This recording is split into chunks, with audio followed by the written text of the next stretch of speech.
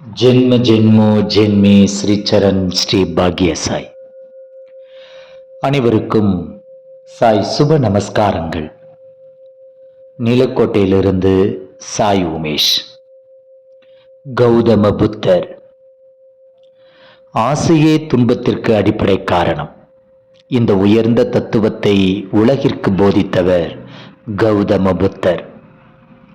இந்த உலகத்தில் வாழ்ந்த மகா ஞானிகளில் தனக்கென தனி இடம் பிடித்தவர். அவர் பௌத்தம் என்னும் சமயத்தை தோற்றுவித்து மக்கள் அனைவரும் முக்தியடைய ஒரு எளிய வழியை காட்டினார். ஆக இவரது போதனைகளை வலியுறுத்துவதுதான் பௌத்த மதம். இவரது போதனைகளை பின்பற்றுவோர் பௌத்தர்கள் என்று அழைக்கப்படுகின்றனர். ஆசையே கூடாது என்று போதித்த புத்தர் எல்லா ஆசைகளையும் நிறைவேற்றிக் கொள்ளக்கூடிய அரச வம்சத்தில் தோன்றியவர். அவரது அவதார நாளை பௌத்த மதத்தினர் புத்த பூர்ணிமாவாக கொண்டாடுகின்றனர். கபிலவஸ்து அருகே உள்ள லும்பினி கிராமத்தில் கிமு 566 சாக்கிய குலத்தில் சாக்கிய நாட்டின் மன்னரான சுத்தோதனர் மாயாதேவி தம்பதியருக்கு மகனாக அவதரித்தார் புத்தர். பெற்றோர் இவருக்கு இட்ட இயற்பெயர் சித்தார்த்தர். இன்றைய கபிலவஸ்து பகுதி நேபாளத்தின் எல்லையில் அமைந்துள்ளது. புத்தர் பிறந்த 7வது நாளில் அவரது தாயார் மறைந்தார். இதையடுத்து தன் அத்தையான பிரஜுபதி கௌதமியால் வளர்க்கப்பட்டார். இளமை பருவத்தில் தனது 16வது வயதில் யசோதரா என்னும் மங்கையை மணந்து இல்லற வாழ்க்கை நடத்தினார். இவருக்கு ஒரு மகனும் பிறந்தான். சில காலங்களுக்கு பிறகு புத்தருக்கு அரண்மனை வாழ்க்கை பிடிக்கவில்லை. அமைதியை இழந்தார். உலக வாழ்க்கையில் தான் கண்ட துன்பங்களை பற்றி ஆராயத் தொடங்கினார். ஒரு நாள் இவர் வெளியே சென்று கொண்டிருந்த போது கண்ட காட்சிகள் இவரது மனதை வெகுவாக புண்படுத்தின. வயது முதிர்ந்த ஒரு மனிதரையும், நோயாளி ஒருவரையும், பிணம் ஒன்றையும், துறவி ஒருவரையும் கண்டார்.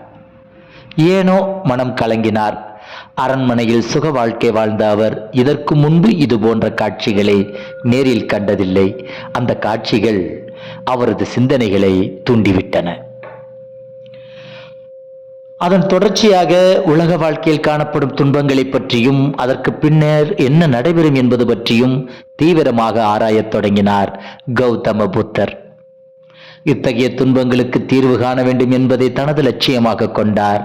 அதற்காக இல்லற வாழ்க்கையை துறக்க தீர்மானித்தார். தனது 29வது வயதில் கடும் துறவரத்தை மேற்கொண்டார் கௌதம புத்தர். துறவி கோலம் கொண்ட புத்தர் மனித வாழ்க்கை பற்றியும் மரணத்திற்கு பின்னர் நடைபெறுவது பற்றியும் அறிய விரும்பினார். இதற்காக அவர் முதலில் வைசாலி என்னும் இடத்தில் தங்கியிருந்த அலாரர் என்பவரிடம் பாடங்களை கேட்டறிந்தார். பின்னர் ராஜகிரகத்தில் தங்கியிருந்த ஆசிரியரான உருத்திகா என்பவரிடம் சீடராக சேர்ந்தார். அவரது போதனைகள் புத்தரை வெகுவாக கவரவில்லை. அதனால் அவரை விட்டு விலகி சென்று விட்டார். பின்னர் ஒருவேளா என்னும் இடத்தில் உணவு இன்றி கடும் தவம் மேற்கொண்டார். சுமார் 6 ஆண்டுகள் இவ்வாறு கழிந்தன. எனினும் தமது லட்சியத்தை அடைவதற்கு இது பயனற்றது என அறிந்தார்.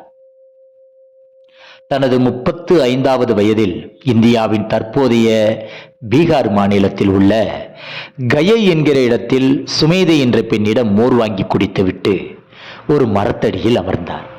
அந்த இடத்தை விட்டு அகலாமல் கடும் தவம் செய்தார். 1 வாரம் வரை அவரது தவம் நீடித்தது.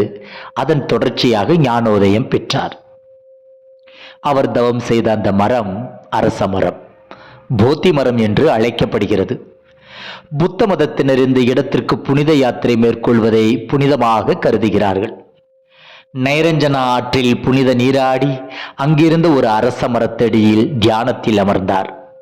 அன்று முதல் இவர் புத்தர் என்று அழைக்கப்பட்டார். புத்தர் என்றால் ஒளி பெற்றவர், உண்மையை அறிந்தவர் என்பது பொருள். தான் பெற்ற ஞானோதயத்தின் தொடர்ச்சியாக ஆசைகளையும் அகந்தைகளையும் வெற்றி கொண்ட கௌதம புத்தர் நான் எனது என்ற நிலையில் இருந்து விலகினார். ஞானோதயம் பெற்ற புத்தர் வாரணாசி அருகே உள்ள சாரநாத் என்னும் இடத்தில் முதன்முறையாக 5 பேரை சீடர்களாக ஏற்றுக்கொண்டு அவர்களுக்கு அறிவுரை வழங்கினார். பொதுமக்களுக்கு தன் கொள்கைகளை போதிக்கத் தொடங்கினார். பலர் அவரை பின்பற்றி அவரது சீடர்கள் ஆனார்கள். தொடர்ந்து 45 ஆண்டுகள் அவரது இந்த பணி நீடித்தது. மகத நாட்டு மன்னர்களான பிம்பிசாரர், அஜாத சத்ரு ஆகியோர் புத்தரின் கொள்கைகளை ஏற்று பௌத்த சமயத்தை தழுவினர். அதனால் இந்தியாவில் பௌத்த மதம் வேகமாக பரவியது. தனது 80வது வயதில் குசி நகரத்தில் கிமு 486 உயிர் நீத்தார் கௌதம புத்தர். கிமு 3ஆம் நூற்றாண்டில் வட இந்திய, கிழக்கிந்தியா, ஸ்ரீலங்கா ஆகிய இடங்களில் புத்த மதம் பரவியிருந்தது. கிபி 1ஆம் நூற்றாண்டில் கிழக்கு நாடுகளுக்கும் பரவியது. கிபி 7ஆம் நூற்றாண்டில் திபெத்திற்கும் சென்றது. இன்று உலகின் பல பகுதிகளிலும் சீனா, ஜப்பான் உள்பட பௌத்த மதத்தைச் சேர்ந்த மக்கள் வாழ்ந்து வருகிறார்கள். புத்தர் என்றுமே தன்னை கடவுளின் அவதாரம் என்று கூறிக்கொண்டதில்லை. உலகளாவிய பற்றே எல்லா துன்பங்களுக்கும் காரணம் என்பது அவரது முக்கிய கருத்தாக இருந்தது. தொடர்ச்சியை அடுத்த காணொளியில் காண்போம். ஜெய் குரு சாய். நற்பவி சாய்ராமா. ஜெய் குரு தேவதத்தா.